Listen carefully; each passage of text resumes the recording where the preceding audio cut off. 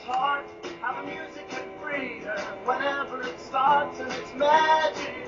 If the music is groovy, it makes you feel happy like an old-time movie. I'll tell you about the magic and the free your soul, but it's like trying to tell a stranger about rock and roll. Believe in magic. For decades, voices from every realm have spoken their truths. Real people have presented research into new ways of understanding our existence, the worlds we inhabit and create. Science defines the forces of energy, electricity, and magnetism. Religion tells us the story of our possible whys, the heavenly powers. Maybe you see it as I do, magic. It's up to us ordinary magicians to make sense and purpose of it all, to bring back the magic into the world, the actual world. We all have the information, wisdom, and tools. I'm Pat Catchpole, a.k.a. Yarman, and I think together we can explore and understand and, most importantly, put magic to use. Welcome to Ordinary Magic Radio Show.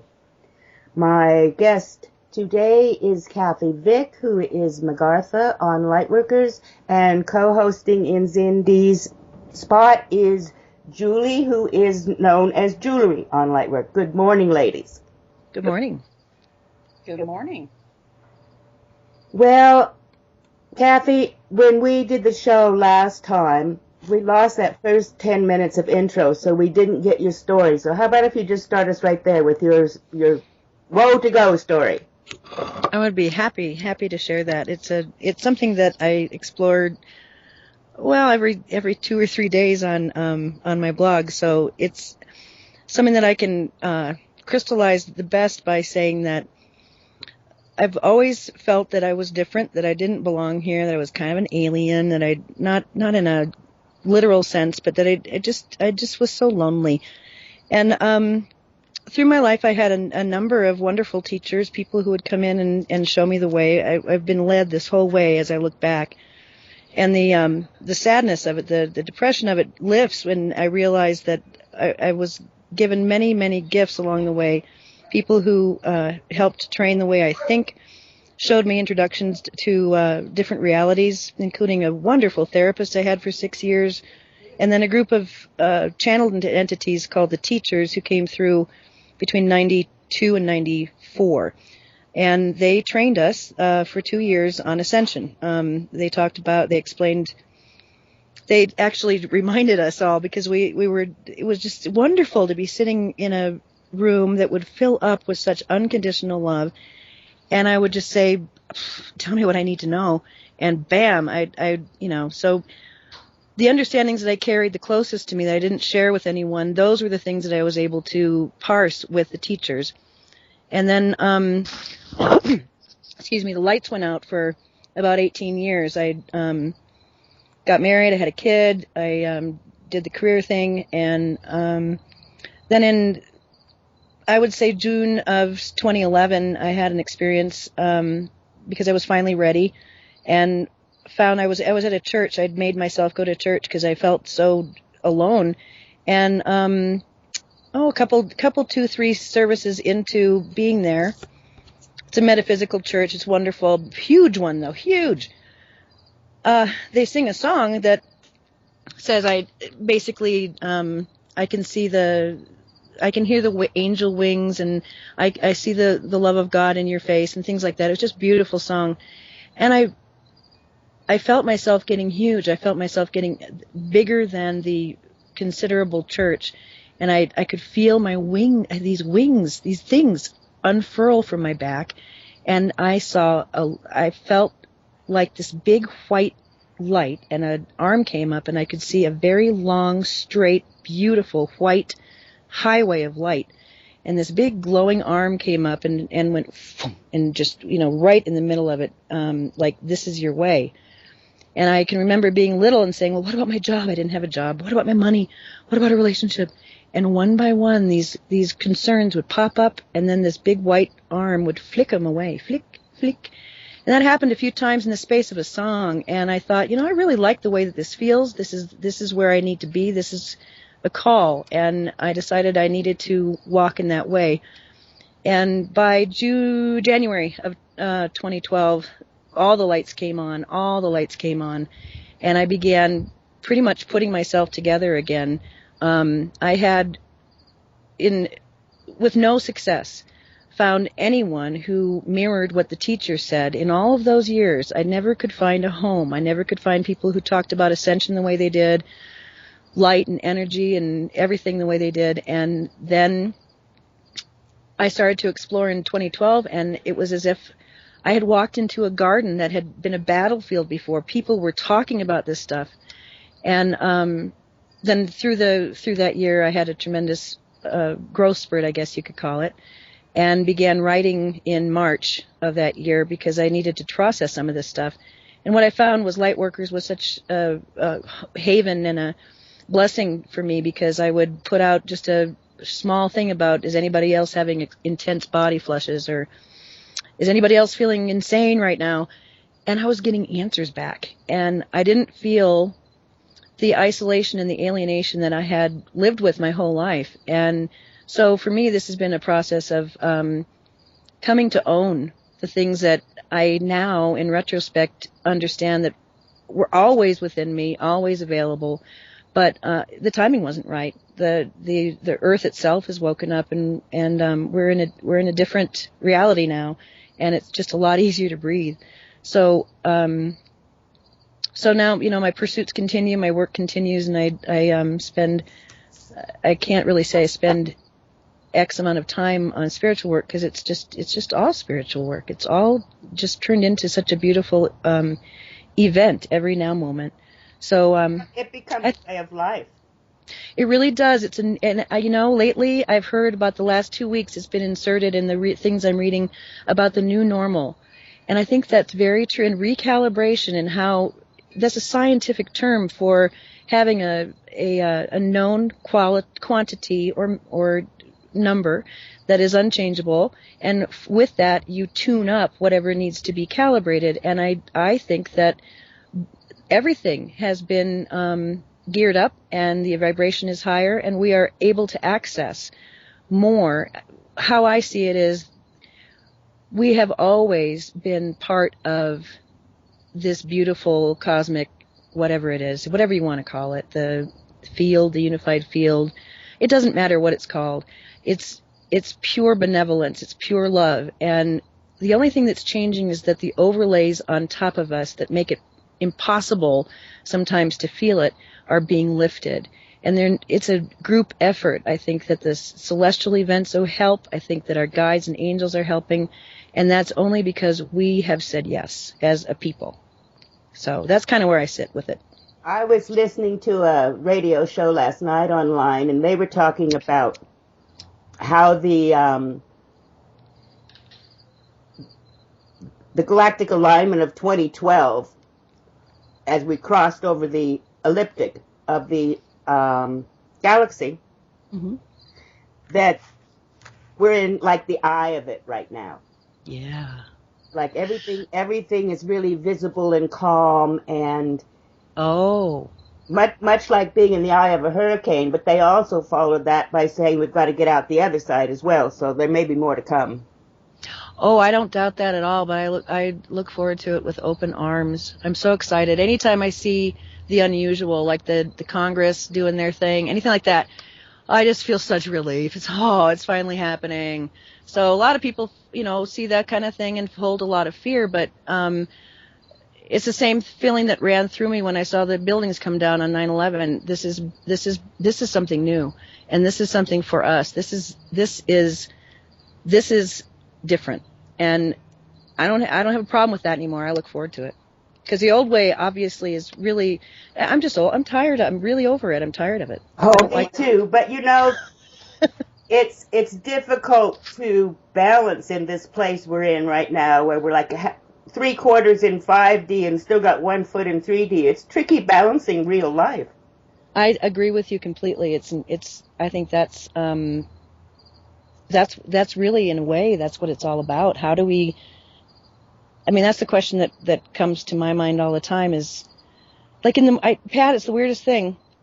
For the last about 5 days, I have woken up feeling good. And this is something I've never experienced in my life, waking up and immediately remembering who I am.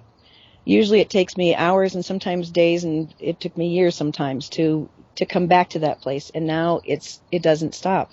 And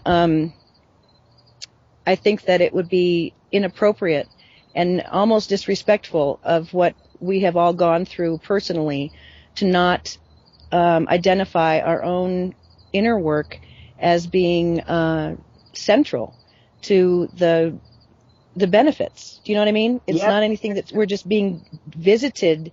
This is something that you earn, baby. You got to work it.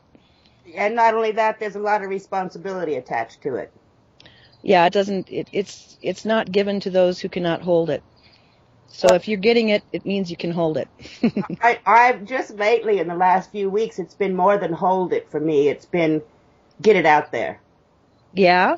Yeah. I've really felt like there's a call right now for those of us who are in this, speak of it and share it and make it understandable to people who don't. That was the whole idea of the radio show. I hope it helps. I'm really glad. It's hard for me because I'm not surrounded by people who are cheerleaders. They're very kind, but they don't want to hear anything about it. And so that's tricky for me because this is a passion. I mean, why wouldn't love and peace that has blown my mind and my imagination, why wouldn't I want to share that? But I just sense very little permission from some people, so I just try to be as kind as I can and as gentle as I can, because it seems to really sort of muck up the works if I bring it up. I get a lot of hostile, and just by saying simple, really, really innocent things, there's still a degree of hostility that I just have to shrug at and just say, yeah, well, whatever. And it's not for everybody. That's for sure. It's just not for everybody. I'm just looking to find more of my tribe. Do you know what I mean? Yeah, well, one of the things that Julie and I, well, no, not Julie, really, mostly me, have been talking about is I'm doing this as a retired person living out in the country. I have all the solitude and time and freedom that I could possibly want to pursue my inner self. And you and Julie need super badges, superhero badges, because you're doing it with jobs and kids and families, and so many people need so many pieces of you that I can't imagine how you can get through it. And yet I look at my life and think, wow, it's so different than it used to be, because I am so glad to be. I actually enjoy going to work. I look at it now that the people I am called to be next to, who knows in the city where I go, because I'm a contract worker, and shift to shift I go where I'm needed. And so I just started looking at it, well, I think that must mean that I'm being invited to a party, and they want me to hang out with them for whatever reason. And so good things are going to be there, and it's going to be all right. I learned a lot of lessons about interpersonal gentleness and did a lot of work at work, and I appreciate everyone who assisted in those final touches. And now it's more just I'm going to go in and be kind and find good excuses to be gentle, and whatever happens, but I'm called to be there for 12 hours, and then I don't know, it's kind of nice. I like being able to translate it into an endeavor that is completely, and by it I mean, I guess, spirituality or I don't know, feeling better. Your new selfness. Yeah, really. And so to fit it in with harm to none is a very, very wonderful path. And you're right, it's not easy, but it's and that's one of the reasons I write, because when I got the bug and started to move things along, I wanted to talk about it. And the only person who really hangs out with me a whole lot is Sam, who's 13 or 12 at the time, and he didn't want to hear about it. So I had to take to the pen, basically, because I didn't want to burden him with things that were far beyond not his comprehension, but his interest. And so it's all been about connection now, and finding others who don't turn away. And that's what's been beautiful, because really, I got to tell you, I feel like in many ways, even though it might not be true, it feels like there's been a lot of turning away of just people not wanting to hear or think, or they just don't. So, and that's really always pained me. and it still does a little bit, but it's easier now to just let people be where they need to be and love them anyway. Yeah, well, when you reach a new understanding that everybody's path has to be different, it makes it a lot easier to understand. You mentioned something about your guides, the teachers. Who are they, and what dimension are they on? Do you know that? Well, what they explained was that they were inserting themselves into our reality from the fifth and high sixth. They said that dimensions go 1 and 2, 3 and 4, 5 and 6, 7, 8, and on up. And that 3 is just a more dense version, and 4 is a lighter version of the same kind of reality, the same kind of linear reality. And they were out of linearity and in the vibration of unconditional love. And their purpose was to gain assistance and also teach, and to have people in the people that they trained assist them in ascending, which they did on the 12/12 of 94, which I found out much later was a very important date. It was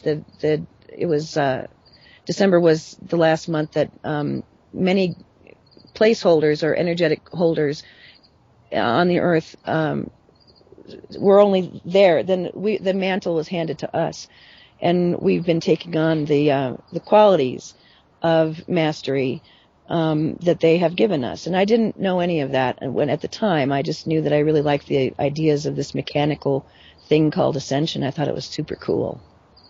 We're really lucky that part of our equipment when we came here was hindsight, because without it we wouldn't know a damn thing, would we?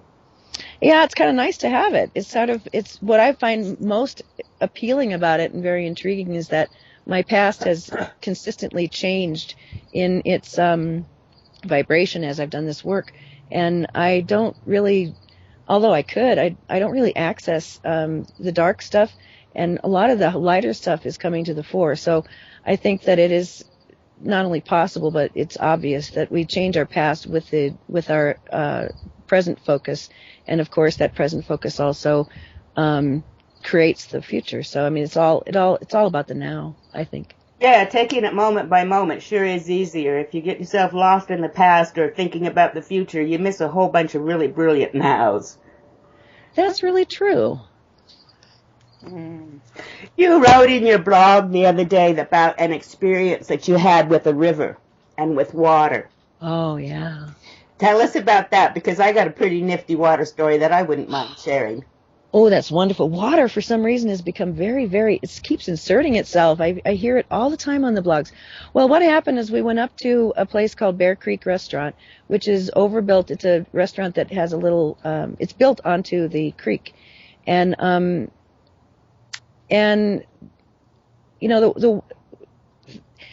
I don't know, it's very difficult to language it, but nature talks to me, and I have very beautiful conversations with trees, and I can hear them and stuff, but water is different. Water is more like a body thing, and I understood sitting there watching the water that they brought to me the blog I'd written about wind, about just being blown, everything that just is, that's not necessary, that's not true, that's not in alignment is blown away, and you're left with the core. And they said, remember that, because that's what's happening right now. You made a date to come and be with us, and we are washing through. We're getting rid of all of it, and it just felt like I didn't have any thoughts or any feelings. I just knew that I was being washed clean, and it was a wonderful experience. And then I noticed that as I looked at the creek, it was the weirdest thing, because I'd just written this thing about wave theory, which was phenomenally important to me, and it talked about a tsunami wave, and it talked about the different portions of a wave, and it was very visual. And there, honest to God, I'm watching the creek, and it's going downhill, and right there, well within my vision, is a line of tsunami waves that are going opposite the way of the creek. And I thought, well, that's sort of odd. I don't think that's supposed to be happening. I'm not really sure, but aren't waves supposed to go the other way? And all I heard was consciousness over physics, love. And then they talked about, they reminded me of our magnificence of what we're doing and being in the first wave and just kind of brought it home that really everything is okay and all is well and we love you very much and you're on top of this, girl. So it was just a very lovely experience, and this was couched within, having told my dad, hey, guess what? They asked me back on the radio. Isn't that neat? And he didn't respond. And I thought, wow, that's kind of odd. I don't understand why he wouldn't be excited for me. And I was just feeling my spirits were kind of dampened, and I just started feeling at odds. And then the trees got my attention, and then the water got my attention. And by the time that the evening was done, we were in such a state of brotherhood and love for each other and gentleness. And it all of the jangliness and, oh, he doesn't love me and I wish he loved me better and all that stuff was just gone. It was all about, these two beautiful souls he's done so much for me as a soul and as a person. And I have so many reasons to be grateful for his care that he cannot express great encouragement for something that he may not even understand. I'm not going to fault him for that. And the drive home was so gentle, and it was healing, and it was complete. So I'm not exactly sure what occurred, but I do know that they tend to work with visuals with me, and it doesn't always happen all at once. It can be a number of days or weeks before a message gets driven home, but I felt like they were using my element, because I'm a Pisces and I like water and stuff. Maybe they were using my element to help with cleaning things up. But it reminded me, and I feel weird about sharing this, but when I went up to Lyons in July, my son and I, we went to a creek, and it was a very, very big creek, and I could not stay at the creek. I had to get in the water. And so there I am slogging, and the current was fast, and I was up to my thighs, but I had to get right before the fork. There was a fork, and I was right in the middle of the bifurcation. And as I was struggling up, they said, you always like to climb. You always like to go upstream. This is who you are. So just stop with the belly aching. This is who you are. You like the current because you like to be in balance, and this is fun. And then I felt like I was this really, really old Indian with gray hair, and I knew exactly how to pray and honor the elements and the directions, and all this is so hippy dippy. And here I am doing this, swirling around and, honoring the four directions. And it was the most amazing thing. And then it didn't dawn on me, honest to God, nothing. And I could feel the earth shake, and I heard them. You have been heard. The elders have awakened, and this is mighty. And it didn't dawn on me until I was reflecting on the creek that was the river that housed the deluge that soaked Boulder and everything. I'm certainly not saying that I'm responsible for the flood, but I think that it points out I think if you're magically inclined enough, we hold tremendous power, and consciousness changes matter. And that's all I can say. I just think that there's more to this than we realize, and I think that's why what you said about, with this comes great responsibility, and that is absolutely true. You can't hold light without understanding that it must be applied. I wish that there was a word in English for what I know to be true about how to hold oneself, how to comport oneself, but there's a great, deep honor and respect and pride, and I don't know, I just wish there were a word to express what it's like to know that you are responsible for your energy signature, and that energy signature has impact. I don't know, I think if everybody realized how powerful they were, people would be a lot kinder to each other. When you were having that experience with water, did you get with the isness of the water? I see, as I was spinning with the water up at the creek, I got to see that the water is actually connected to the water. I mean, the stream that I was looking at, that water is as much a part of the ocean. It's going to flow to the ocean. It's going to flow to the other side of the world. It's going to come up again. It's all connected, and it's all one. And, with Dolores Cannon and a lot of the work that comes up with the SC that she has contact with through hypnotizing us, they talk about that I don't know if I'm being clear, that this is all, that we're individual consciousness, we're individual drops, but the essence of the sea is within us, the essence of the cosmos is within us, it has to be, because we're of it, and yet we are an individualized drop within wherever we find ourselves. And I think that's true. All water is the same water. Yes. All space is the same space. But I had this really interesting experience with water. Good. It's been some years ago now. And it was late at night, and I think my husband was on an away trip, and I was alone, and I had the light on in the swimming pool, and I was just, drifting around in the water, just hanging out. And all of a sudden, the water, I think this is how it happened, the water in me started talking to the water in the pool. Whoa. And then I sort of disappeared. It's like the physical me or the rest of me that wasn't water went away, and the water that's in my body and the water that was in the pool became one water, and I could feel the isness of the water. Oh, Pat, that's beautiful. Oh, it was one of the most magical experiences I've ever had.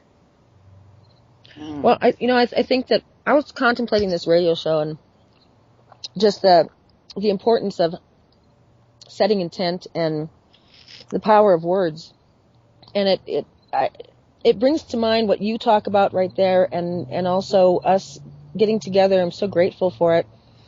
When you sing a certain vibration to water or speak a certain tone, it will change what it looks like. And you've seen those, is it cymatics, where you can actually make water or sand? Cymatics or kymatics, I'm not sure how you say it. I'm not either.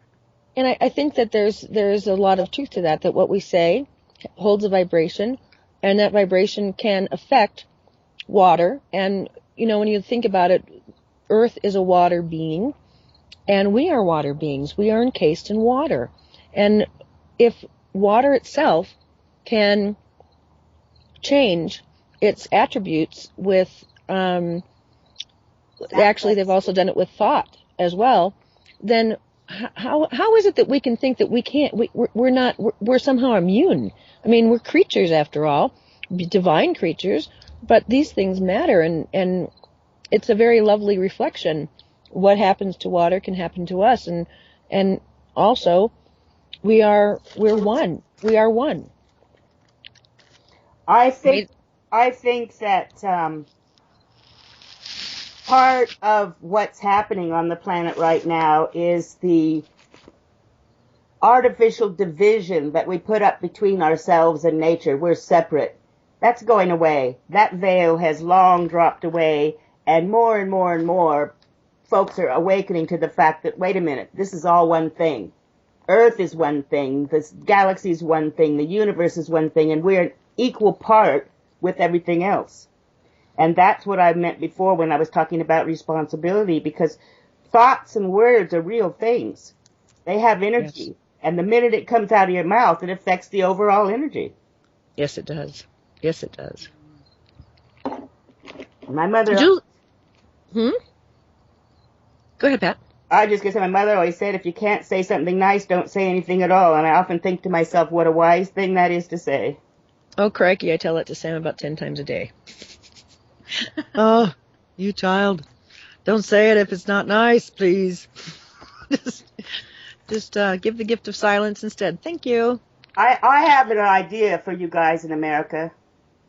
Yes, what's that? Your government's closed. Thank God. Well, I think what a bunch of asshats.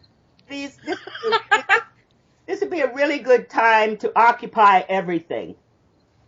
Well, I love David Letterman. He said, the NSA is 70% furloughed, so the government is asking you all to do your part and go ahead and spy on each other. I just think it's a really good move if all those Occupy folks just move on into the White House and the Capitol building and occupy the whole thing and say, nah, you guys aren't opening back up. Oh, hell yeah. You wouldn't believe the kind of minds that were in we went to the Occupy things a few times, and brilliance. They're just so smart, and they are right there. They know what's going on. These are kids. You wait 10 years. I mean, this thing I think that's happening in the Congress is the most spectacular thing I've seen in a while. It's wonderful. You got a bunch of people who are really believing a certain set. They've gotten off of the fence and they've dug their heels in and they say, this is how we think things are. And everybody else is going, WTF? No, what? And you're in charge? No, not for long, guys. So it's a good thing. Everyone is showing their hand, and I don't have a problem with that. I think, go ahead and show your hand. You're not going to last long. And let's be honest about it, though. You don't want people to have health care? All right, thank you for being honest about it. Now let's take a vote. So that we have to do it in this way is just shows you, I think, the level of, intellectual discourse in this country, but also that a lot of folks are on a treadmill that just can't stop. I mean, people are working 2 and 3 jobs in America. They don't have time to wake up. That's right. And so things have got to be big and fast and loud and hard. And, the government shutting down, affecting 800,000 very poorly paid federal workers. And everybody's talking about it. Far out. Finally. I mean, this Congress has been, the whole thing has been so poisoned for so long. So, fresh, what does they say? Sunshine is the best disinfectant. So I keep sending light. I'm just sending white light and giving so much love to those congressmen and even especially the ideologues and the ones who are finding it hard to cope, because it's difficult. It's very difficult when you wake up and realize that what you've thought about yourself and your fellow man and the world, there leaves a lot to be desired, and it's not very kind or loving, and it needs to be rethought. That's not an easy place to be. We've all been there. And so I think it doesn't hurt to just send as much love as I can, because it isn't an easy place for anyone to be. Well, just the same way that our thoughts contain energy, the quality of energy that we put into those thoughts is imperative. I agree with you.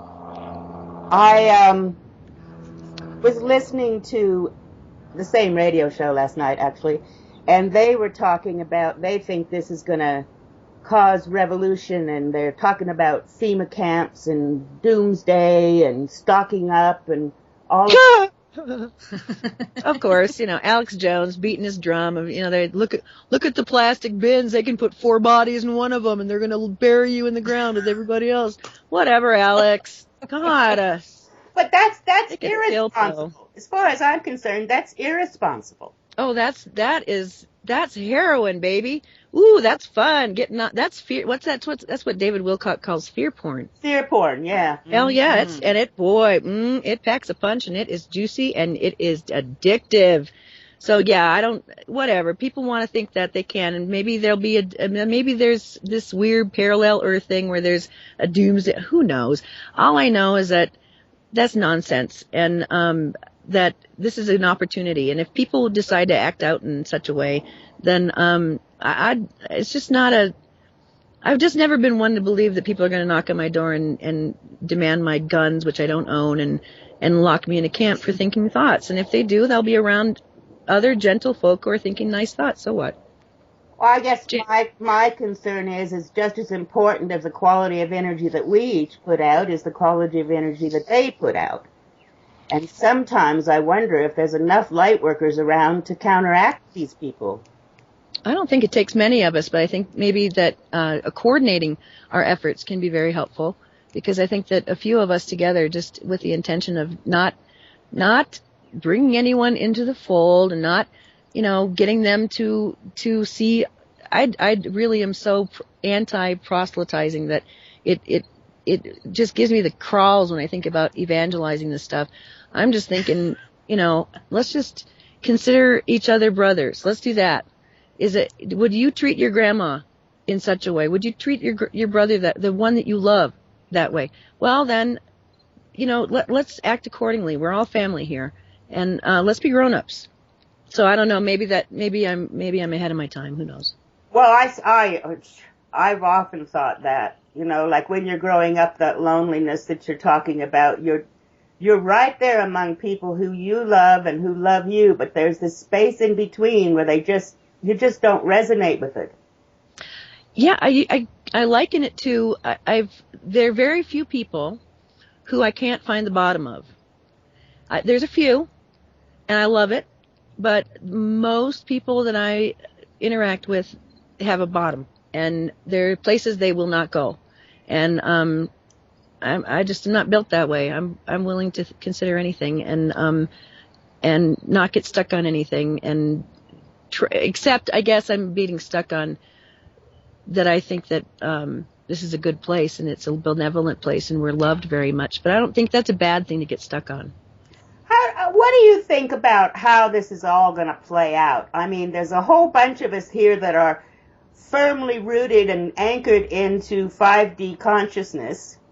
And I believe personally that the world herself, the planet, has also made that shift.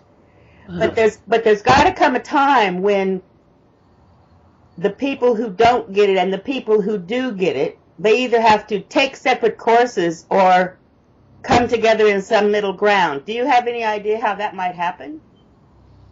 Well, I think that's a question that the generations are going to solve all on their own. What I think is happening is that as people are dying, they're coming right back. I think that the transit time has been cut down, and that's something that Kryon is saying, but I resonate with that very much. I believe that the energy is such that because we've entered the shift and because we're in a fractal right now, when we reincarnate, if we have awakened into whatever degree we have, that will be available to us without difficulty. And so we're going to be seeing more and more savants. And I mean, my kid at 8 was looking at political debates and saying, girls, you're both pretty. And he's a peacemaker at his school. And these are, I think that we're solving our problem, but it's not something that is. I used to think that ascension or consciousness shift was sudden, and I have revised that. I believe that it is a lifetime. Some of us have a lifetime pursuit of it, but it's a gradual thing, and as it must be. And that the people coming in have fewer overlays. They don't have the shame overlay. They don't have the karmic overlays that we do. And this is how it's going to happen. The children are teaching the elders, and they are the Akashic elders of the group at this point, many of them. And we really don't have to struggle because they have a lot on their little shoulders, and they are the peacemakers. And we will also be the children, you see. So I'm already signing up for my next life. I mean, I plan to be here. I plan to be here for a while, but I've already put my request in. I want to be a quantum biologist and work with DNA. And so, at this point, the way it works right now, the science is not advanced enough to be able to tolerate my ideas. So I think that next time I come back, I'll do that. But I may be here for a long time yet. I'm not sure. Oh, I don't want to come back. Oh, I do. Oh, I do. Gosh, not again, at least one more time. At least we have 3 generations to make it. Okay, it's not an overnight thing, and we have another 18 years of this fun. But until 2015 is from like 2010 to 2015, really, really important times. Energy is extremely potent right now, and will continue to be. And we're going to be seeing a lot more, cosmic visitors like comets and things, giving us energy and helping us. And so I think really what we're doing is every day with tolerance and love and brotherhood and wisdom, navigating the things that are in front of us, showing others the peace that's within us that can't be shaken. And when the chaos comes, which it's coming, there's going to be more of it than not less. We're the ones who are just going to be saying, yeah, well, this is good. This is exciting. that I think that's how it's going to roll. But I don't really do not want to incarnate back into a human body. I really don't. Are you tired? I'm tired, but not only tired, I feel like I've done what I came here to do, however many times I came here to do it. And I want to see what else there is to be. Awesome. Go do it. That's awesome. I think that's wonderful. Dolores Cannon talks a lot about that a lot of people who are, I do believe a call went out. This was a big thing. I think there's a lot of planning that went into it too, but this is a very important lifetime, this one. We're on the spearhead, and I think it'd be perfectly fine to retire. I don't think there's anything wrong with that. I think it's only going to get more and more exciting, and I want to see it come to fruition. I want to live in a world where I can walk down any street and I can work in any environment, and I am surrounded by people who hold no shame, no fear, only love, only peace, only brotherhood. I want to live in that world. And you don't think it can happen in our normal physical lifetimes? Oh, of course it's going to, but I'm talking an ascended planet. I'm talking peace on Earth, and I think that peace on Earth, it will never be completely conflict free here, because people are constantly incarnating here. They're young. Some of the souls are very unskilled and just beginning karma, but we're talking about a time when there is no karma, where there is synchronicity, where there's mastery, but in the meantime, more people who are looking at each other kindly and giving each other the benefit of the doubt and not distrusting each other. I think that's what keeps me going, because it's not what I see, but it's what I just know we are capable of as human beings. Well, I would really like to think we'd get to that point in this particular lifetime, because if we don't, I'm not going to come back and watch. I know, I felt the same way. I'm going to go be a planet. Believe me, I'd like to think so too. Yeah. The teachers always kind of intimated that ascension was being lit up from the inside and then vaporizing and then, but being still maybe corporeal, being able to take a body on if you want to, but you're light. So I was thinking, okay, well, that's ascension, and that sounds like fun. That sounds like a good ride. I'll do that.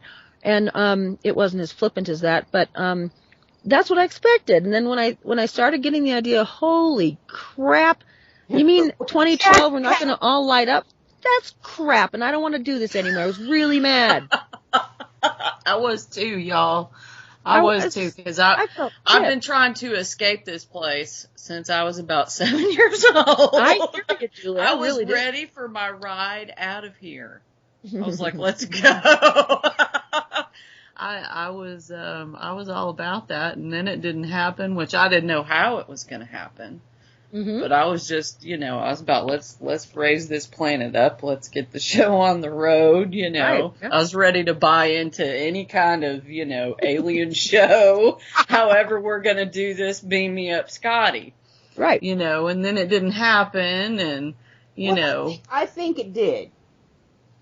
I think it actually did happen, but I think it wasn't as dramatic or as all-encompassing as some people expected. Like, Drunvalo Melchizedek said something about in 30 hours everybody would change consciousness, and I thought, well, that'd be way cool. Well, see, I think a lot of these things are, but they were given to us, I think, as metaphors, and we didn't understand that they were metaphors. The teacher said there would be, prior to ascension, because they told me that, told us, it was always one-on-one meetings, but they were working with more people than just me. They talked about the 3 waves, but and we can talk about that if you want, but they talked about how, once the 3rd wave has come up and everything's ready to go, the ascension of a planet is just normal. This is just another day. This happens all the time. This is how planets are made. This is how dimensional shifts are what it's all about. So you go through 3 days of a null zone. And in that time, at the end of it, nothing artificial remains. So what the Pueblans did was they still have, I mean, I've seen them, they have whole communities that are off the grid completely because they took the message very literally. And I did it too, because I thought, well, what would happen to my car? And how would that, is everything going to melt? Or how's it going to work? How's it going to look? And what am I going to do what if I don't have 3 days worth of food in my house? Oh my God. And they told me it would be completely black and all this stuff. Well, I think that's a complete metaphor, because what I see now is that nothing artificial remains. I mean, it's pretty clear. It's impossible to lie around me. And I don't tell lies, and things are different, but it was all metaphoric. So I don't know. I think that I wanted it to be very, very sudden and dramatic, and I wanted to, walk up the hill like Elijah and see wheel upon wheel, or whatever the heck it is that happened to him or whoever it was that burst into lights. But and I think that I'm still slated to do that. I totally expect to do that. That's what I want to do. I don't know if it'll be this lifetime. I would like to have it be this lifetime, but it's an option. So I don't know. I think though, when I look at it, it's the drama of an oak, because first there's an acorn and it gets planted, and then you go back and it's a sapling, and you go back and it's this mighty tree. And I think that it's in linear, this awakening is in linear time. We're going to look back, and I can look back just the last 6 months, last 2 years, and I'm shocked at how different I am. I am a different person. So when does the world around us get different? It doesn't. That's the price of admission, don't you see? Oh, I hope not. I have a plan of peace on earth and in my lifetime. Well, good. I think we should go that route. I think that's a very good route, and I'm willing to ride that horse with you all the way to the finish line. But I don't know what we're going to do about the powers that think they are. I don't worry about them. They're silly. They're paper tigers. I don't give them any credit. Dark people are dumb. The dark is very unintelligent. They can be they're easily tricked, easily outmaneuvered, and easily shown the error of their ways. They just don't understand a few things. But when you turn on a light switch, the dark goes away. And I think that's what's happening. We turn the light switch on, and now we're seeing extremes and polarities, and people are making unusual choices, and people are not very nice. But it's just that it's what the teachers always said. You just the more light, then the more dark you're going to see, and it'll resolve. But don't expect that there's just going to be a whole bunch of light without there being dramatic dark. I object. I object. I think we should just go straight from now to light and not bother with all this middleman business. But unfortunately, that didn't work out that way. See, I think right now it's hand-to-hand combat. I think I think that's what this is right now. I think later is when we're looking at the cumulative effects of all of this hand-to-hand combat, and I don't mean that in a violent way, but when someone is absolutely unreasonable and unpleasant and horrible, and you hit them with a compassion and a forgiveness that they don't understand, that changes the grid. And I've seen it happen in my life. I've seen it. And once that happens, and enough people realize that they don't have to immediately opt for what they've always opted for, and that feels good to love one another, that's what happens. And then that grows and that grows. That's what the wave theory is. The first wave is we weirdos who are out on the fringes talking love and peace and harmony when people are, kicking each other and killing each other. And we're shining a light that everyone is going to get, and it's contagious. And you don't need many of us, but you get enough of us who hold that kind of vibration, the whole thing changes, because one by one, people know that what they are holding within them, that they hate, is seen and loved and brought back into wholeness. And there's nothing else like that, I don't think. That's what changed me. So that's what I think. I've got a comment here. I'm just, I'm still kind of in the cobwebs here, I guess you could say. My process has been, of awakening has been, here recently has been very, I hate to use the word abrupt. About intense. Intense is a good word, yes. Of course, it's been, off and on over the years. Wake up, go back to sleep, that sort of thing. And, but here real recently, it's just been whammo. And I find myself, just really, I'm latching on to stuff. And I find myself struggling with, ooh, is this mine? Is this mine? Yeah. Is that mine? Yeah. And really, cause I don't really, cause I'm in this place of, and I guess this is about learning my own frequency. And learning how to balance this and learning how to project love back and stay in that place of positivity and not being taken over by thoughts that may not even necessarily be coming from me. Because I picked up on something yesterday that totally sent me into a tailspin. And all of a sudden, or you don't have to talk about it if you don't want to, but. Well, I picked up on something that, and I don't this is a question that really I had. I was going to blog about it today. I didn't get around to it. I've got a few things that keep me busy around here sometimes. But I'm wondering as I'm picking up on something, and I'm tuning into something. It's unsettling. It wasn't necessarily unsettling. It was just this. I don't even know whether to call it a channeling, a vision, but something I picked up on from a conversation I had with a loved one, that I saw something, a future-related event. Oh. And it was very heart-wrenching to me, I guess you could say.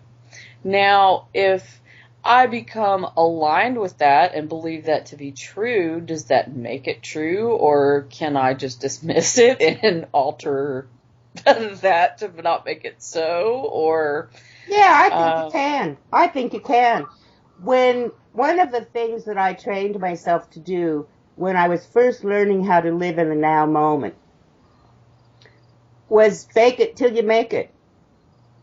It sounds a bit odd, but even if it seems a little bit false at first, when any kind of a thought comes into a moment, I would just pick it apart. Is this a good thought? Is this a bad thought? Is this my thought? Is this somebody else's thought? Do I need it? Is there any reason for it?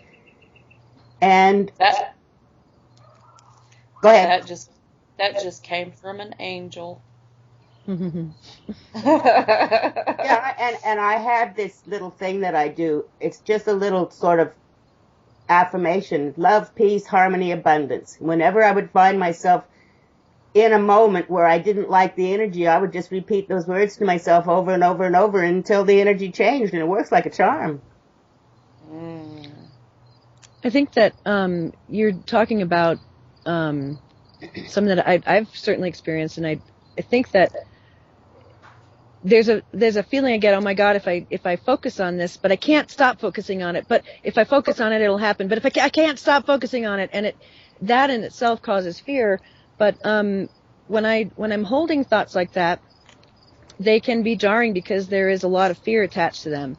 And so what the fear is saying is take a look at this relationship, or take a look at how you're feeling right now. And because fear is it's a tool. It's a test that we give ourselves.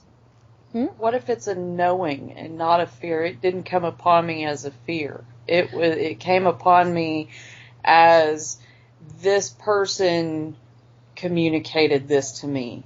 Wow. And is it it wasn't just this person, it was the signs around this person. Mm-hmm. And it also came from another source as well. I mean, it was several different things that, and of course there was, I went through a couple hours of grieving. I went through, wow. preparations. I went through I made a to-do list. I made, things that I felt I needed to do to take care of it. I really, I set myself a time limit to really deal with this. I wasn't going to allow myself to get wrapped up in the situation and let it take me over. And I just kind of reset myself with it, and I said, okay, I'll ask about this when I get a chance to. Because, like I said, this is all really new stuff for me. I've always been able to, I consider myself, I guess, to be empathic, but to this extent, I don't even know what to call exactly what it is that I'm doing at times when I can read something someone writes, and it's almost like I feel everything they're feeling or picking up on their signature, or sounds like you're an awfully good reader, actually, and you're just learning how to read people and trying to figure out what is yours, what is theirs, and then what to do with what's not yours. Right. Is that a fair read on it? I mean, it sounds like you're getting good information. That sounds definitely good. I mean, it seems to me that if I get information about someone, if I have a sense or an understanding, or I just have I have an intuition, then I always just say, well, thank you. Knowing that there is no such thing as predestination, that this is a potential, and it's been given to me for some reason, and maybe, when it comes to people's deaths, what comes to me is, oh my God, well, that means I have, now I know how much time I have to give this person love, and I know that so, and I'm not a big fan of death, but it doesn't scare me, so, people are going to transition, they're going to transition, and if they want to do it dramatically, that's fine too, but it's all for their own soul growth, and it's nice to have that information. But it's never written in stone. It can always be changed. And sometimes I'm told information so that I can deal with my feelings toward that person. They're going to keep on living, but I am given an opportunity to put myself in a position of doing the grief work, doing the restoration work, and then coming to a different place within that relationship as they go on. You know what I'm waiting for? What I really think is going to be outstanding is when humans can speak to each other telepathically. It's exhausting. But right now, people don't say what they mean, and it's a horrible, horrible thing. It's very difficult. It's not very much fun. You can't tell your boss when they're saying you're doing a good job, and you know, you can see it in your head what it is they're thinking, and it is not pretty. And you can't say, "Oh, you're just such a big fat liar." You can't do that. What are you supposed to do with it? I don't know.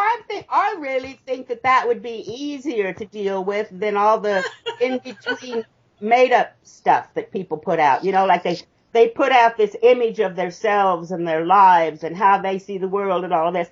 It would be so much easier for people to get along if we got past that and talked to each other heart to heart. I think that that's part of DNA activation. I think that's part of, we're entirely capable of that cellularly. And we're doing it all the time anyway. We just are not picking up on it. And it's a matter of just, the DNA gets excited and gets activated, and then that communication is just there. And, one thing that I was told a long time ago, you better get used to it. Don't be dishonest. Oh, God, no. There comes a point in your life. When I was a little kid, in fact, my early years, a lie would fall out of my mouth as quickly as the truth. No, I don't mean lying to someone else. I mean lying to yourself. I'm talking about lying in general. Yeah, there you go. Just don't lie. Yes. They told me, the teachers told me that there was I forget what it was. It was Jupiter or what the heck it was, but they said there's this thing that happened and it's just starting. And this was in the 90s. It's just starting. But everything that has been hidden will be revealed. So you better start living that way right now and be okay if somebody catches you with the truth that you don't want out. Be okay, because it's all going to be out there. And I think that's what they were talking about, is that there's some things I don't want to know, and there's some things I therefore do not have access. I don't have access to people. I can tell about if someone's very sick. It's quite obvious, and they get my attention in a restaurant, and it's just really clear when someone is very ill. But there's a lot of stuff I don't have access to, and I don't want access to it. So I think there's a way of setting your dials so that, you're just not troubled by a lot of the because I think right now, and Julie, I wanted to mention this to you, there's a very interesting concept called, I don't know if the word Akashic drivers is the best term, but experiential drivers, in that the things that seem to drive us as human beings at this point seem to be like unfinished business and karma, the guilt, fear, drama, those things. And what's happening is that we're realigning, the grid's realigned, and our bodies are realigning to be more responsive to different drivers. So instead of immediately, when we are reading someone, immediately what usually comes up is drama and fear and accidents and horror and pain, because that's what we are most aware of, and that's what we communicate. That's what gets our attention. It's bright and shiny and dripping with tragedy and really, really hypnoptizing. So that's what we do. Haven't we been programmed for that? I don't think it's our natural humanity at all. I think that it's our DNA being dumb. I think it's just DNA. It's not, nobody came in and flipped a switch, and I don't believe that. I no longer, I did, but I don't any longer believe that we've been effed with negatively by Klingons who are making us in a different radio frequency so we can't access divinity. We chose this level of stupidity. Yeah, it was a condition of the game. We did. Just say, let's see how dark we can go. Let's just do it really dark and see how dark. We keep talking over each other. You want to go down to Earth and be a human? Fine. Here's the rules. They got linear time. It really sucks. And here's polarity. That sucks too. You sure you want to go? And we all said, heck yeah. But it's the way that our DNA is working. It's not that this place sucks. It's that the way that we have chosen to interpret it through our DNA sucks. And we see things in a very polar, very dualistic way. And that's because our DNA is such. I think as our DNA begins to activate, then more of a unity consciousness comes about, and the polarity and the duality begins to fade. And they say that you can heal yourself. Spontaneous remission is when your DNA is working at 100% for a few seconds, and you get reset with stem cells, and you are clear of the disease. It's possible. It happens a lot. So I think that that's what's happening. And they say, the masters came in with fewer karmic overlays, and their DNA was activated. The Lemurian society was supposed to be at 50% activation. And we're now currently like at, I guess, 35%, but we were down to 20 and 15. And you can't reason with somebody who is not plugged in to light. It's really hard. So that's what I think's happening. It totally does suck to be stuck in polarity and duality and fear. That's a bad place to be, and the fear is so sticky. But I think it's loosening, you see, and once you start popping these fear bubbles, you walk into your fear, you walk into what you're deathly afraid of, and see, oh, look I still have a pulse, and life goes on. I'm really okay. And now, when this fear comes up, I'm not going to get freaked out about it anymore. That's what I think DNA activation is. Do you think that humanity has to reach some kind of a apex or a climax in this darkness before we can achieve balance, and maybe that's why there's so much horrible, hideous stuff going on right now? I think that's a beautiful way of looking at it. I mean, look at how many fear bubbles we're popping as a culture and as a humanity. And maybe that's what we're doing. There's enough of us who just sort of, like you said, and it doesn't need to be, it can be like a 100th monkey thing or the 100th strawberry thing where everything is just normal, and then one day, pop, things are different. And I do think some of these celestial things I've seen sort of like switches go off and things are different after certain dates. And so I think there's some of that in it too. I really do. So before we can get as good as we can be, we're going to have to, as a species, be as rotten as we can be? I think we need to confront our fear. I think we just need to confront our fear. That's all. We wouldn't be acting rotten if we weren't afraid. Yeah, well, you know what? I have this theory in life. What is the worst possible thing that could happen to you while you're alive in a human incarnation? Death. The end. You wouldn't be that incarnation anymore. I can think of a lot worse things than that. That's what I'm getting at. And once you reach the point where the idea of death is more about moving on than ending. Yeah. Then there really isn't anything else to be afraid of, is there? That's really true. You're kind of bulletproof after that. Yeah, because the worst possible thing that could happen is I'm going to die. Am I going to die of this? No, I'm not going to die of this. Okay, it's going to be all right. That's right, exactly. And then this thing that you were, I mean, there have been some things that I put off for years because I was so afraid of them. And then I do them and what? I was so afraid and I didn't do X, Y, and Z because I was afraid of this and now I've done it. And I didn't do X, Y, and Z because of this. Oh my. It just, it's so sad. But it's okay to be afraid. I'm still afraid of stuff. And I think I like Bashar. He says that fear, or I forget who it is, I think it's Bashar, he says that fear and excitement are the same vibration. It's just that fear has thoughts attached to it that give us the willies, but it's the same vibration. If you can, and I think this is very true, if you can catch your fear thoughts before they go higher than your gut, because fear is usually a gut thing, if you can catch them and say, listen, I'm in the driver's seat, and I understand that there's fear here, but the back seat's open and it's very inviting, and I'm driving. So get in the back seat, fear. Get thee behind me and let me steer this mother. Because I'm not afraid. I'm not afraid anymore. And believe me, I've had to face some terrible monsters in the last few months. Terrible, terrible, terrible monsters. And they turned out to be very sad, pathetic things that I didn't understand.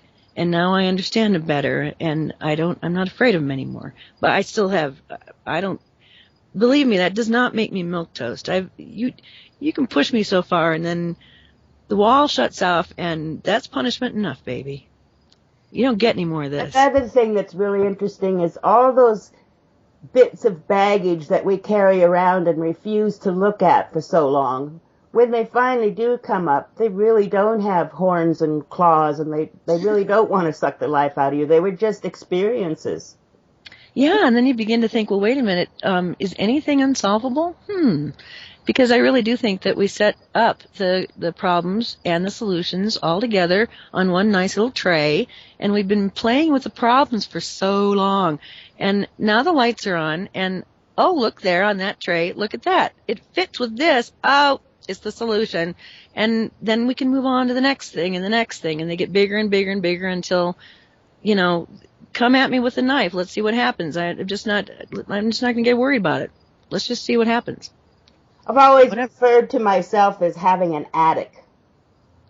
Ooh. And in that attic, everything that was ugly or that embarrassed or shamed or that I felt guilty about got stuck in that attic. Mm. And refused to deal with for about 10 million years. And then just did, one by one, drag them out, face them, get into the experience, look at it.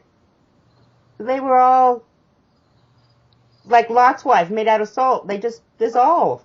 Wow. They were not really ever that important. The only importance they actually held was the importance that my ego gave them. I don't know if you guys have heard, do you guys listen to Judy Satori at all? No.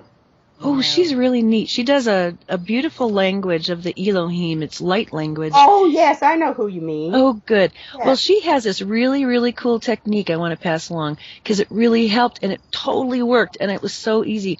But what you do is when you go on to a thought that's causing you distress, and it can be anything or it can be big or little, doesn't matter. You bring it up and you think about it and you see it. I always see it as like I used to see it as smoky quartz filled with snakes, and it was an icky, horrible feeling, and it was you're a waste of space, and you're a loser, and you're never going to make it, blah, blah, blah, all those horrible things that I used to hear and still hear, not anymore really, but because I put him in the ball with the snakes. But anyway, you get this ball, whatever you want to do, you get a ball in front of you, and I have it half in me and half out me, but it's kind of solar plexus area, gut-wise, and you hang with it, and it gets dark, and you put all that darkness in there, and just get it so you really, really are experiencing the calamity of it. And then you say, I understand now. This is not a part of me, and it never was a part of me. It is not a part of me ever again. And you push that ball out, and it's gone. It really is gone. It is a very fantastic technique. I think it was given by Mary Magdalene or somebody that she talks to. But it really works, and it's a very nice visual. It is. I like that. As you were saying that, I was trying to think about what I would stick in my ball, and I can't think of a single thing. Well, aren't you blessed? That's really good. Yeah. I can think about 4 million things I want to have better. Things that aren't here yet. Gosh darn it. I can think of things for other people, like I really wish my son was in better mental health and things like that. But that attic that I mentioned before, that puppy's been swept out and cleaned and polished and. You are a blessing then to people you come in contact with clearly, because that kind of a light shines brightly, and it obviously it does, Pat. And you're a blessing. You done your work. High five. Yeah, but I did all that work so we could have instant transformation to paradise.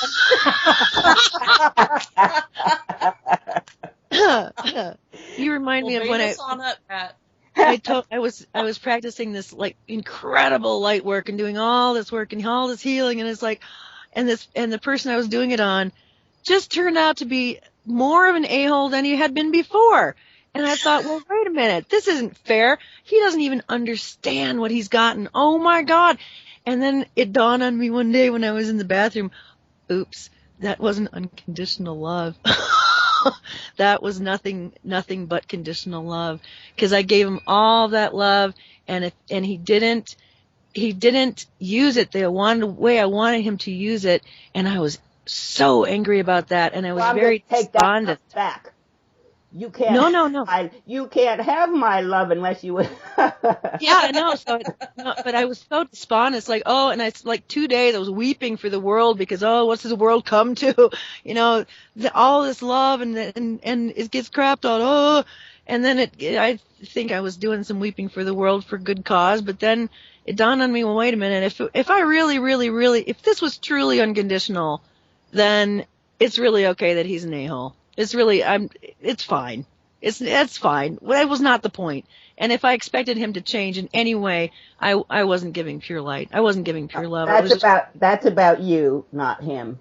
I was giving ego. I was not. But I mean, there was good light. But the way that I handled him, his behavior was, I just kind of short circuited. I couldn't figure out how anybody could be so ungrateful. I just didn't understand. I didn't compute how someone could be so mean. I didn't understand it, and I was so shocked and so hurt. But then I realized, well, wait a minute. That's because I was putting strictures on it, and I was putting conditions on it, and that's not the way I want to love. I want to love without expecting anything in return, because that's just the only way to do it, in my opinion. I learned a good lesson. He taught me very, very well. I appreciate that whole horrible mess. I think sometimes unconditional love is hard to define. I think it would be easier if we said love without any expectation. Yeah. That's really what unconditional love is. I'm giving you my love and I expect nothing except that hope you enjoy it. Unconditional seems so wide open. Without. Go ahead. No, I'm just saying the word without condition. But the conditions really are expectations, aren't they? Yeah, exactly. It's the same. It's just semantics. I think you're absolutely right. Without expectation, and just letting people be, and being confident that even though it appears that your great and powerful love has once again been pooped on, it's okay. Because you gave the love, and you had the choice to do something else. You had the choice to put up your fist and fight back, and you didn't. You gave love. So, kudos. We're learning. Heck yeah, it's all about that. If we can't do it safely, it's perfectly okay to make mistakes and be messy. I like being messy. Oh, I don't. You should see my house. Maybe you could come to my house. I am a neat freak. Totally obsessive, compulsive, anal retentive. I'm a control freak, and I also had a tendency to be real OCD, and then I got remarried, and which I have 5 children. The oldest, she is moved out. She's not with us. But there's 4 children in the home. Wow. I don't, that's really broke me a lot of control tendencies and OCD. Yeah. Trying to be controlled in a household with 5 children or 4 children, and one of them is 2. I keep telling Julie how I admire that she can even manage to stay on her path, and that I couldn't have. Oh, well, no, that would be tricky. I am learning. It's either do or die, pretty much. I hear you. This is the crash course right here, and I'm really grateful for it too, because my health was deteriorating very, very quickly. A year ago, I was taking handfuls of pills several times a day. Having MRIs, seeing all kinds of doctors because I was in such bad shape. And, and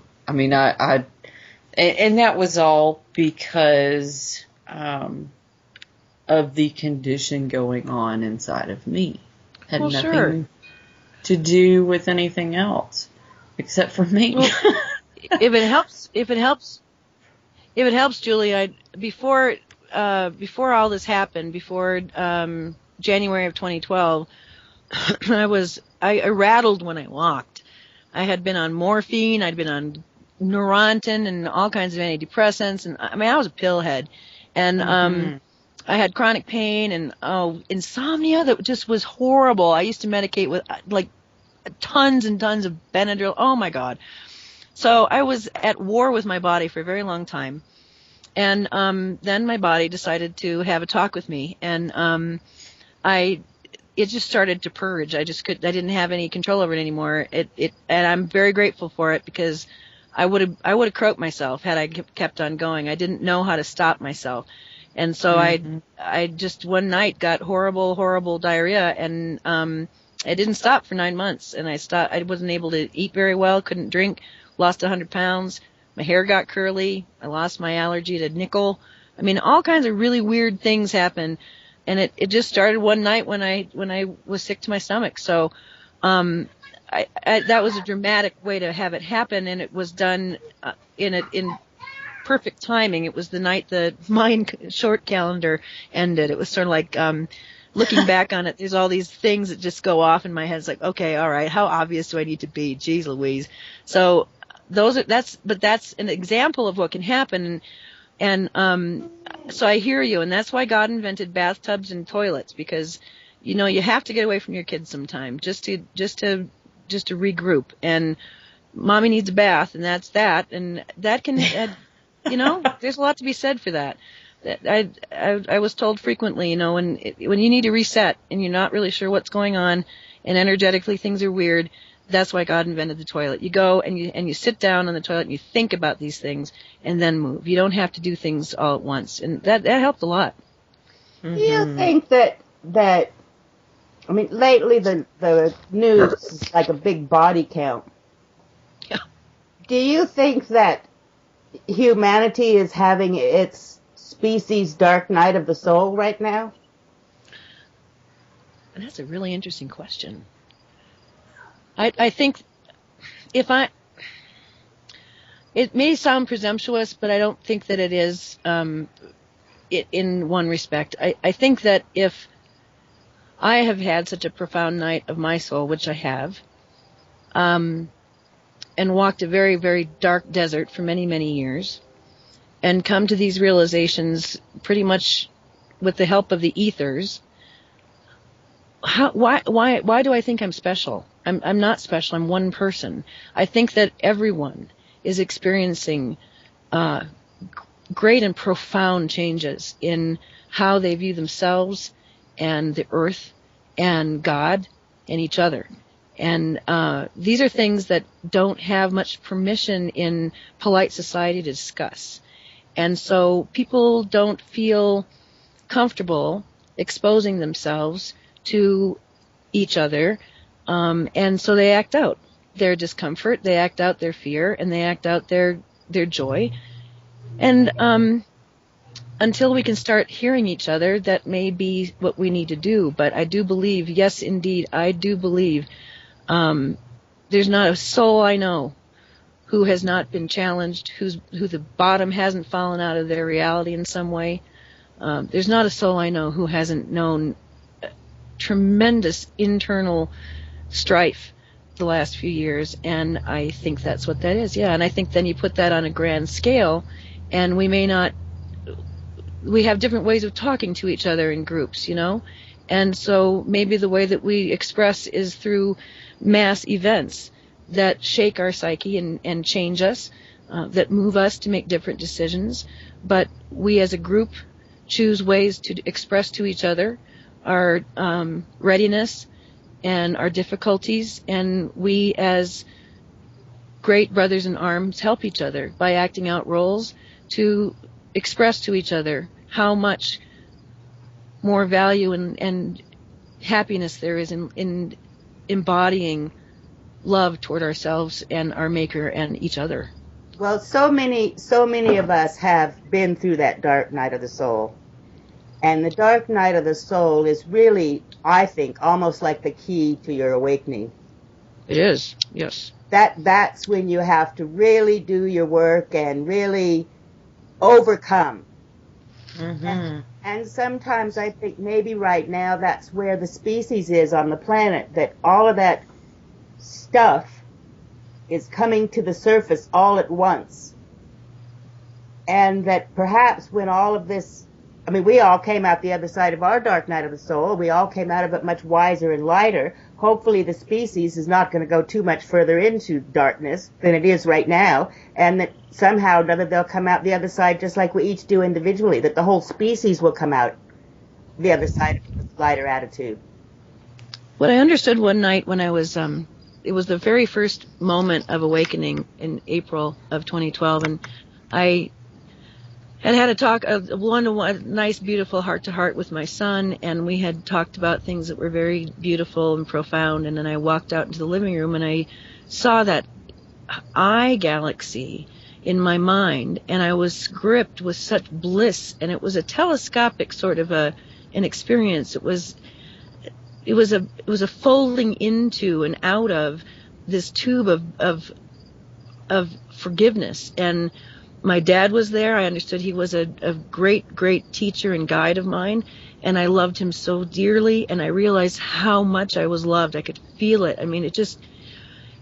And what I understood from that experience at the moment it was happening is that I have these beautiful entities reaching out their hand, lifting me up and loving me, and they may do it in the physical, or they may do it in my dreams or in my meditations, but they're helping me and loving me so much. And that's why I'm here, because I am somebody's angel, and they're somebody's angel, and we're all helping each other. And it's really okay if none of us understand it, because the one ahead of us who's helping us does, and they are helping guide us through it by loving us and encouraging us. So that's why I think that there is a very cooperative thing going on. And it's the darkest among us who I think will be... Can you imagine... Think for a moment, we're in the middle of the shift, and people are choosing darkness, darkness. Well, imagine their enlightenment, imagine their moment of illumination, and imagine what kind of karmic crud and what kind of steely-willed purpose that kind of a person must have to not be... Hold on. Huh? Awesome. To not be, I lost my train of thought. I'm sorry. No worries. I'm just thinking that as each one of us individually had to go in and sort out whatever needed to be sorted during the dark night of the soul, I would really like to think that these things that are happening in our world, the wars and the mass shootings and the brutality and the fact that people are starving on the planet while other people are throwing away enough food to feed them, that all of those things is like I was talking about when you first get in the attic. You know, when you first start getting your junk out and looking at it. It's like the whole species seems to be getting their junk out and looking at it now. Yes, I think looking at the junk can create a lot of anger, but I think that looking at the junk can also create compassion. And I think that it's when we look at situations that are highly conflicted and ugly and harmful, and we are struck with the parts of it that make our hearts swell with compassion. And we leave behind the thoughts of victimhood, because, you know, somebody who's getting shot, sign up for it. It's a karmic deal. You don't come in, there are no accidents, and that is a voluntary act. Death, there's no tragedy in that. So get to the point of it. What's the point of it? When people are going off the rails and shooting children in an elementary school, what's that saying to us as a humanity? Let's not worry about the death. The children chose it. They came in as a group. They knew at birth that was a potential, and they chose it. So I don't have a problem with it. What's it telling humanity, and what are we doing with it? Are we, as a group, becoming incensed and outraged and angry? Well, that's a good place to start, because it's not appropriate behavior. But then what do we do with it? Then what do we do? What are our thoughts? And then what are our actions? And do we treat the person who might be off balance in a more loving way? Do we work better with our mental health? Do we start thinking compassionately toward ourselves and each other, so that people who might, and I do think this energy is so potent that some people are just so unbalanced, and there's no possibility in their lives for them to have access to someone who is balanced, and they don't know what to do with it, and they are violent, and it's a horrible thing. But again, I don't believe that deaths are something that are, I just can't see that as a tragedy. You know, they talk about the tsunami, and what the tsunami did, created a swell of compassion that healed the planet. Compassion is a very, very powerful vibration, And if we hook into that when we see these tragedies, and not go to the indignation and the being outraged, then I think we have a chance of using those sort of tragedies to the benefit of the light, and that's how you beat the dark. It's dumb. It expects us to cower. It expects us to expect more of it. It expects us to be fearful and cowering. I refuse to cower anymore. No, people go off the rails. They really do. I'm not going to be around when they do. And if I am, I sign up for it, and it's okay. And hopefully, in my death, people will be able to see the sense of treating each other better. So, I don't know. That's how I see current events. That's why I don't really watch the news a lot, because I see it all as metaphor. So I would like... I don't either, Kathy. I would like to not watch the news, and I would like to put my head in the sand about it, but for some reason I can't. For some reason I feel like it's my world too, and I need to know what's going on in it. But maybe what's happening is maybe there's a saturation point of the darkness. Yeah. Maybe it's a saturation point where it just can't get any worse, and it has no choice but to balance. Well, I asked my nephew, he's 17, I asked him, now, you grew up with, my sister and I were talking about this, you grew up with cameras and being surveyed, and let's see, what else did you grow up with? And he started listing all these bizarre things that happened, the 9/11, all this stuff. And he said, it just, you get to a point where you just don't even notice it anymore. And, I'm also talking to an indigo, so he has a different take on things than some other people do. But it just is, it's just, what are you going to do about it? I mean, I just feel like if I'm physically there, if I'm physically within a calamity, then there's a reason for that, and I'll deal with it. If I'm not, then I have an obligation to look at things in a way that doesn't add to the pain of the calamity, because it's bad enough, and people are suffering enough. There's so much. I think it was you who coined that looking at the news right now is looking like a body count, and it's freaky deaky. So I look at the news a couple times a day, and I kind of feel like I'm getting the world pulse. I do the suspicious observers in the morning and check Google every now and then, because I want to know, I want to remain culturally relevant, Yeah. One thing that makes all of this livable is those of us who are aware of sacred contracts realize that all of this stuff is being done under sacred contract, like you mentioned about those children at Sandy Hook. Uh-huh. Yeah. In the bigger picture that we can't see, all of that was negotiated prior to incarnation. Oh, of course. We choose it all. We're not, and it's not like I said, I don't think anything's predestined, but I mean, some potentials are just really clear, and some people are really, I mean, I can't even describe the kind of changes I see in families who lose an infant or lose have a miscarriage. It's a very, very profound thing for the family, but it's a gift that an angel comes and gives, so that people get in touch with the get to handle the keys of life and death, and have those keys in their eyes, and have some profound time with their soul. And it's a gift that's given. So I think that's for me a more fruitful way of looking at things, because I don't know, I've spent enough time, and I understand that my thoughts about death and dying are perhaps societally frowned upon by the society, but death is part of it. When we die, it's like getting out of one car and getting in another. It's perfectly fine. It's not a tragedy. Part of us stays. Part of us is on the grid. We float around with our loved ones. We don't leave.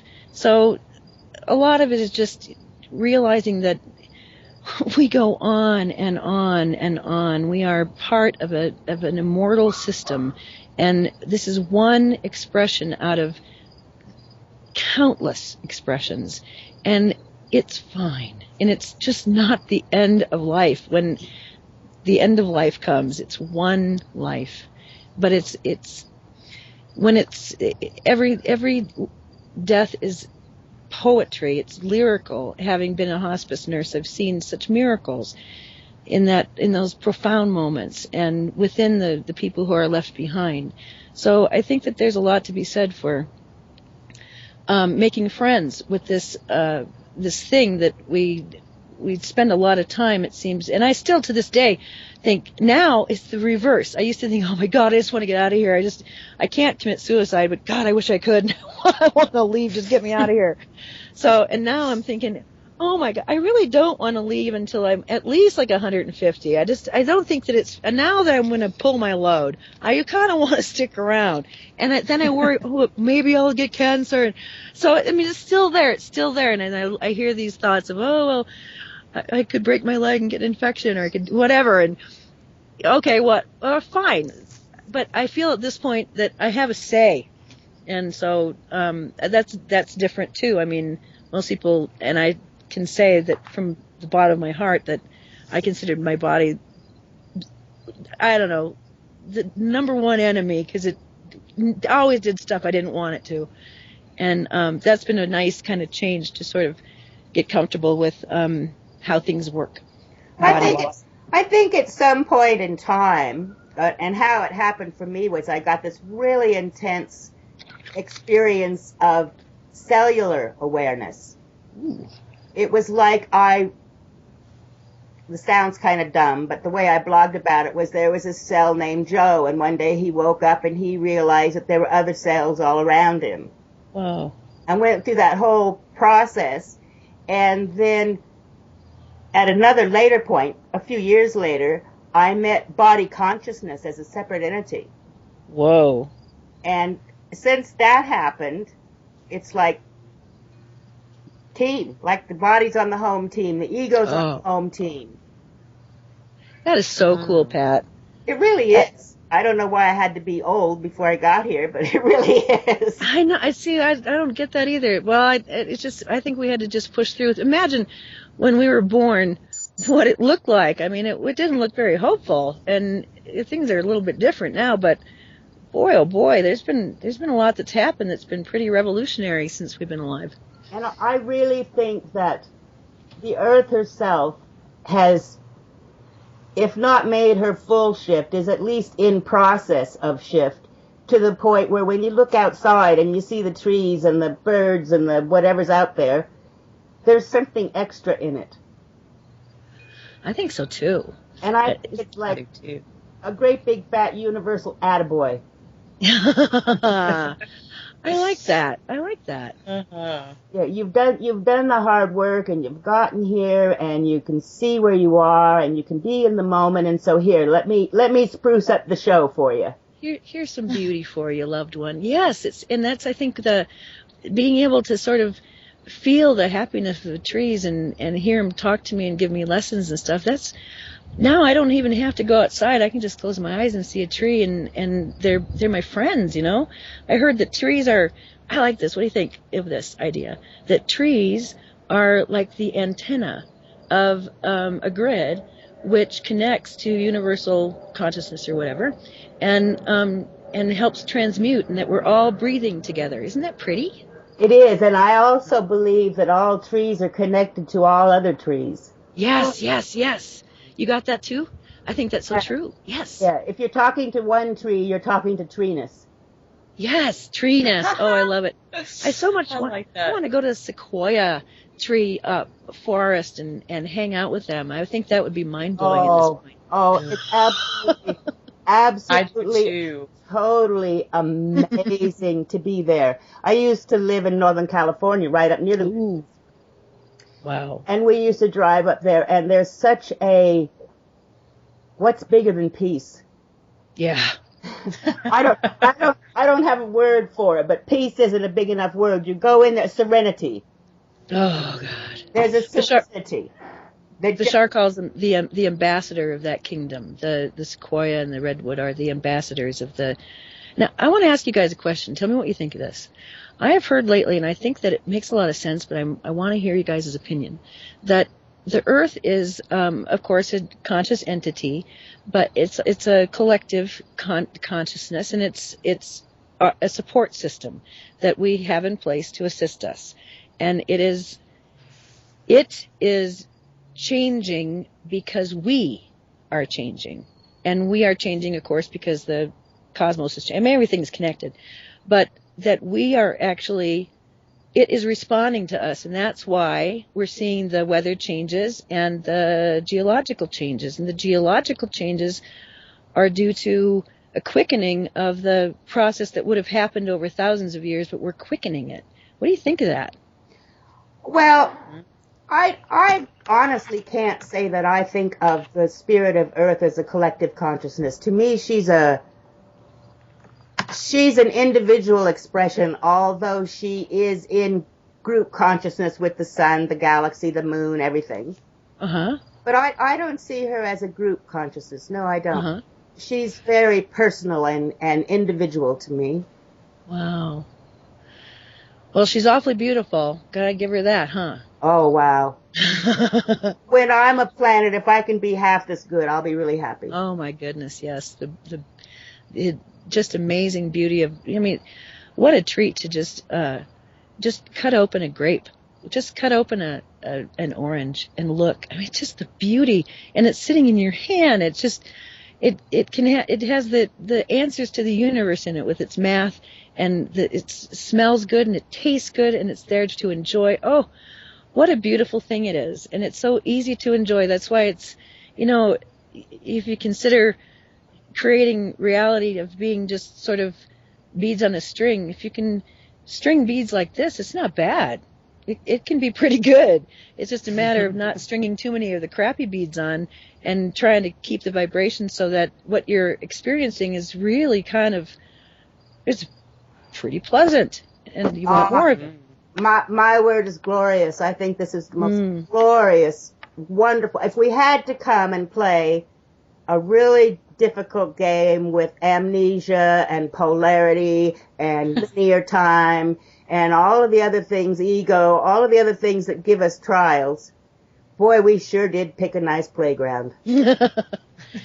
Pat, I'm moved to tell you that you had written something as a response to one of my blogs, and I read it, and at the end of it, it said Yara, and I thought, oh, well, I want to respond. I thought it was you, but I saw Yara, and I thought, well, I can't be, as friendly as I could be if it was Yara Man, so I won't reference the radio show or anything, but I left a message, and it was you, and the reason that I think what I said was that you sound just like me. I mean, and I can't find the bottom of you, and I really appreciate that, Pat. I'm very much enjoying this conversation because it's one of the very best conversations I've had in my life. And Julie, thank you so much. It's just really been amazing, and I'm so from the bottom of my heart grateful, from somebody who's always felt like the redheaded stepchild, to be so graciously invited onto such a wonderful program and to be asked questions. It fills me, Pat, in a way that you'll just never know, and I'm grateful from the bottom of my heart for your interest and for your care. Well, I think it's just part of that call that I mentioned before. People are blogging more, people are communicating on a different level, and to me, doing the radio show was just a way for us to share that. It's wonderful that we have a lot of people walking around with so much wisdom and so much love, and everyone, Wes, and I kept calling him Larry, Alan, and Marie, and you, and am I missing anyone? Because I'm bad at names.